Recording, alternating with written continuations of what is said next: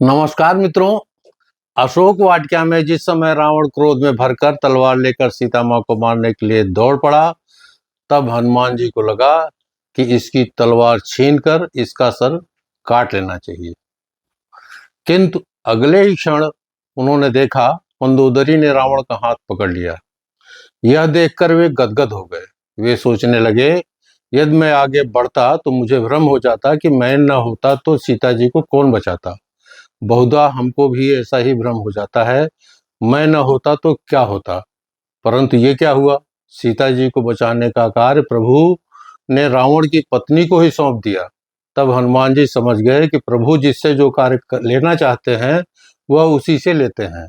आगे चलकर जब त्रिजटा ने कहा कि लंका में बंदर आया हुआ है और वह लंका जलाएगा, तो हनुमान जी बड़ी चिंता में पड़ गए कि प्रभु ने तो लंका जलाने के लिए आदेश दिया ही नहीं, और त्रिजटा कह रही है कि उन्होंने स्वप्न में देखा है एक वानर ने लंका जलाई है।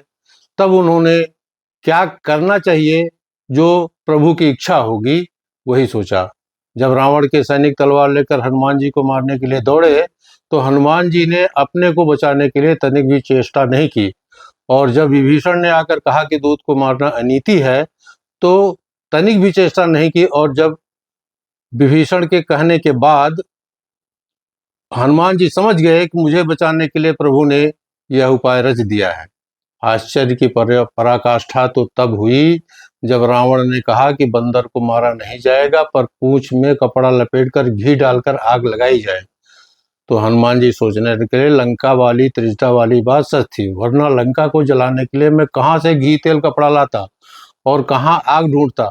पर यह प्रबंध भी आपने रावण से करा दिया। जब आप रावण से भी अपना काम करा लेते हैं, तो मुझसे करा लेने में आश्चर्य की क्या बात है। इसलिए सदा याद रखें, संसार में जो हो रहा है वह सब ईश्वरीय विधान है। हम और आप तो केवल निमित्त मात्र हैं। इसलिए कभी भी ये भ्रम न पालें कि मैं न होता तो क्या होता। ना मैं श्रेष्ठ हूँ, ना ही मैं खास हूँ। मैं तो बस छोटा सा प्रभु का दास हूँ। सदैव प्रसन्न रहिए।